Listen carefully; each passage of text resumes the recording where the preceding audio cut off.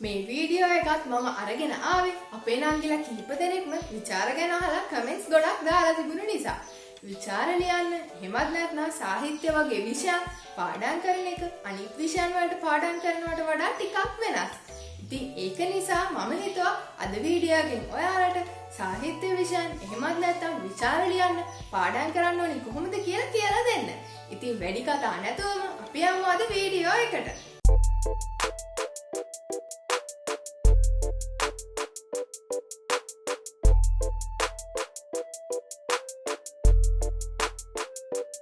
පළවෙනි එක තමයි ඔයාලා සාහිත්‍ය වගේ විෂයයකට පාඩම් කරනකොට ඒ පාඩම කිහිප සැරයක්ම ආයෙ කියවන්න ඕනේ.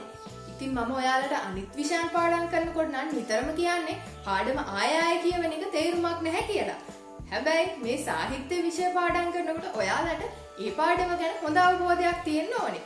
මොකද ඔයාලා එක්සෑම් එකට ගිහිල්ලා පේපර් එකේ ලියන්නේ පාඩමේ තියෙන දේවල්ම තමයි. ටිකක් වැඩිපුර ඔයාලා විස්තර කරලා ලියන්න ඕනේ. ඒක විතරයි තියෙන වෙනස. ඉතින් ඒක නිසා ඔයාලට පාඩම ගැන හොඳ අවබෝධයක් තියෙන නම් ඔයාලා පාඩම ආයෙ කිහිප සැරයක්ම කියවන්න ඕනේ. ඉතින් සාහිත්‍ය විෂයේ එක පාඩමකවත් ඔයා දන්නේ නැති ඡේදයක්වත් තියෙන්න විදියක් නැහැ. මොකක් හරි ඡේදයක් දැක්කම ඔයාලට කියන්න පුළුවන් වෙන්න ඕනේ ඒ ඡේදය මෙන්න මේ පාඩමේ මේ වගේ අවස්ථාවකට සම්බන්ධ තැනක් කියලා. ඉතින් ඒක නිසා තමයි මම ඔයාලට කියන්නේ පාඩම ආයෙ කිහිප සැරයක් කියවන්න කියලා. ඒ වගේම තමයි ඔයාලා පාඩම කියවනකොට ඒ පාඩමේ තැන් ඔයාලා හිතින් මවා ගන්න. ඔයාලට පාඩමේ හැම කොටසක්ම මේ විදිහට හිතින් මවා ගන්නත් පුළුවන් වෙන්න ඕනේ. ඒකට ඔයාලා පාඩම කියවනකොට ටිකක් ඇක්ටිව් විදිහට පාඩම කියවන්න පුරුදු වෙන්න. එතකොට ඔයාලට කම්මැලිකමක් හිතෙන්නේ නැහැ. දෙවෙනි එක තමයි ඔයාලා විචාර ලියන්න පාඩම් කරනවා නම් ඒ සාහිත්‍ය විෂයේ හැම පාඩමකම තියෙන ප්‍රකාශන වගේ දේවලුත් ඔයාලට හොඳට මතක තියෙන්න ඕනේ. උදාහරණයක් විදිහට ගත්තම ඔයාලා දන්නවා ඇති කතාවක් එහෙම ගත්තම ඒවවල උද්දෘත පාඨ ඇතුලේ දෙබස් තියෙනවා. අන්නේ දෙබස් ඔයාලට හොඳට මතක හිටින්න ඕනේ. මොකද මේ සාහිත්‍ය පේපර් එකේ පළවෙනි කොටසට එන්නේ ගොඩක් වෙලාවට අවස්ථා සම්බන්ධය. ඉතින් මේ අවස්ථා සම්බන්ධය ප්‍රශ්න වලට උත්තර ලියනකොට ඔයාලට මේ දෙබස් හොඳට මතක තියෙන්න ඕනේ. ඒ විතරක් නෙමෙයි විචාර ලියනකොටත් ඔයාලට මේ දෙබස් වලින් කොටස් අරගෙන තමයි ඒව විස්තර කරන්න වෙන්නේ. ඉතින් ඒක නිසා මේ ප්‍රකාශන ගොඩක් හොඳට මතක තියාගන්න ඕනේ. තුන්වෙනි එක තමයි සාහිත්‍ය විෂයේදී ඒ එක පාඩම් වල තියෙන කතාව එහෙමත් නැත්නම් කවි පන්ති ගැන ඔයාලා අනිත් අයගේ අදහසත් අහලා දැනගන්න ඕනේ. විශේෂයෙන්ම ඔයාලගේ හැම පාඩමකම තියෙන පෙරවදන හැඳින්වීම වගේ කොටස් ඔයාලා හොඳට කියවන්න ඕනේ. ඒ වගේම තමයි ඒ කතාව කියවලා තියෙන අනිත් අයගේ ඒ කතාව ගැන හිතෙන්නේ මොකද්ද අන්න ඒ වගේ අදහසත් ඔයාලා අරගන්න ඕනේ. ඊට අමතරව පන්තියේදී එහෙමත් නැත්නම් ඔයාලගේ ඔන්ලයින් ක්ලාසස් වලදී ටීචර්ස්ලා මිස්ලා සර්ලා ඔයාලට දෙන අමතර නෝට්ස් තියෙනවා නම් ඒ කතාව ගැන වෙන මොනවා හරි සම්බන්ධ නෝට්ස් දෙනවා නම් අන්න ඒ දේවල් ඔයාලා හොඳට කියවලා තේරුම් ගන්න ඕනේ. ඒ වගේම තමයි ගොඩක් හොඳයි ඔයාලට පුළුවන් නම් ඒ ගැන ලියලා තියෙන තවත් විචාර හොයාගෙන කියවන්න පුළුවන්. එතකොට ඔයාලට අදහසක් එනවා මේ කතාව මොන වගේ එකක්ද කියලා. එහෙමත් නැත්නම් ඒ කවි පන්තියේ මොන දේවල් ගැන ලියලා තියෙන එකක්ද කියලා. ඒ වගේම තමයි මේ සාහිත්‍ය විෂයට පාඩම් කරනකොට ඒ එක පාඩමේ තියෙන විශේෂ කරුණුත් ඔයාලා වෙනම නෝට්බුක් එකක ලියලා තියාගන්න ඕනේ. ඔයාලා වෙනම නෝට්බුක් එකක් අරගෙන ඒ පාඩමේ තියෙන පුද්ගලයන්ගේ නම්, ගම්, විශේෂ සිදුවීම්, අවස්ථා වගේ දේවල් වැදගත් කරුණු මොනවා හරි තියෙනවා නම් අන්න ඒ දේවල් පොයින්ට්ස් විදියට තරු ලකුණු දාලා වෙනම ලියා ගන්න ඕනේ. අන්න ඒ විදියට වැදගත් කරුණු ටික ලියලා ඒ ගැන ඔයාලට හිතෙන දේ කෙටියෙන් ඊට පල්ලෙහාන් ලියා ගන්න ඕනේ.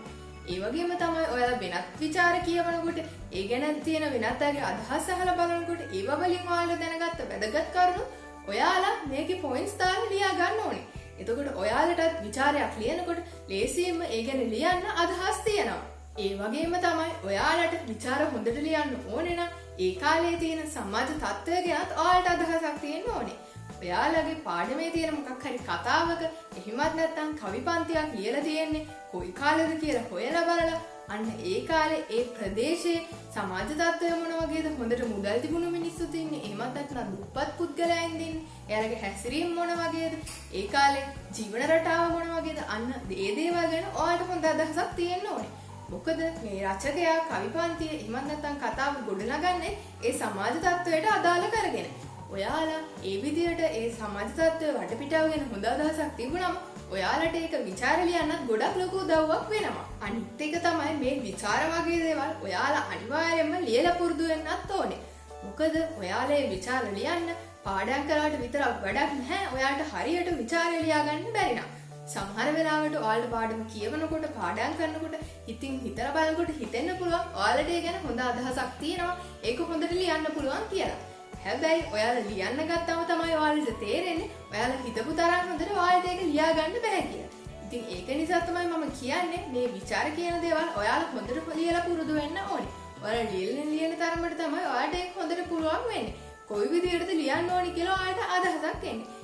ඉතින් ඒක නිසා ඔයාලා මේ විචාර ලියනකොට ඔයාලට සම්පූර්ණ විචාරයම එක සැරේ ලියන්න හිතෙන්නේ නැත්නම් කම්මැලි හිතෙනවා නම් ඔයාලට පුළුවන් විචාරයේ කොටස සැරින් සැරේට ලියන්න.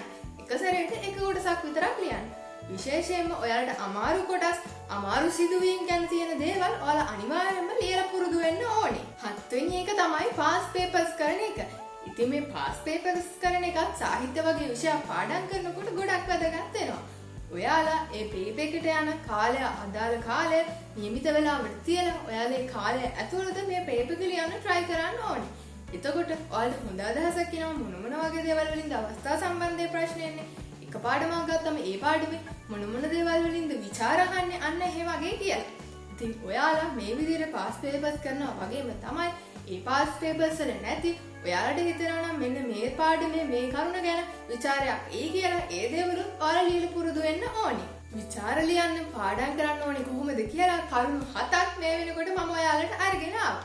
ඉතින් ඔයාලා මේ වෙනකොට අපිත් එක්ක එකතු වෙලා ඉන්න නිසා දැන් මම ඔයාලට අද අපේ බෝනස් ටිප් එක දෙන්නම්. ඒ තමයි ඔයාලා මේ පාඩමක් කියවනකොට ඔයාලත් ඒ කතාව ඇතුළට ගිහිල්ලා හිතන්න පුරුදු වෙන්න. ඔයාලා ඒ පාඩමේ රචකයා කියලා හිතාගන්න. ඒ අවස්ථාවේ ඉන්න පුද්ගලයා ඔයා කියලා හිතාගන්න. ඔයත් ඒ අවස්ථාවට ගිහිල්ලා හිතලා බලන්න රචකයාට ඒ විදිහට හිතුනේ ඇයි කියලා. ඒ අවස්ථාවේ ඔයා හිටියනම් ඔයාට මොන විදිහට හිතෙයිද කියලා හිතලා බලන්න. අන්න එහෙම හිතුවම ඔයාලට ලේසියෙන්ම විචාර ලියා ගන්න පුළුවන් වෙනවා. ඉතින් මම හිතනවා අද වීඩියෝ එකක් ඉගෙන ගන්න නම් කියලා මල්ලිලාට ගොඩක් වැදගත් වෙන්න ඇති කියලා. මේ වගේම තවත් වැදගත් වීඩියෝස් බලන්න ඕනේ නම් ඔයාලා දැම්ම අපේ Be Free YouTube channel එකට subscribe කරලා අපිත් එක්ක එකතු වෙන්න. ඒ වගේම තමයි මේ වීඩියෝස් ඔයාලගේ යාළුවන්ටත් බලන්න share කරන්නත් අමතක කරන්න එපා. එහෙනම් අපි මේ වගේම තවත් වැදගත් වීඩියෝ එකකින් හමු වෙමු.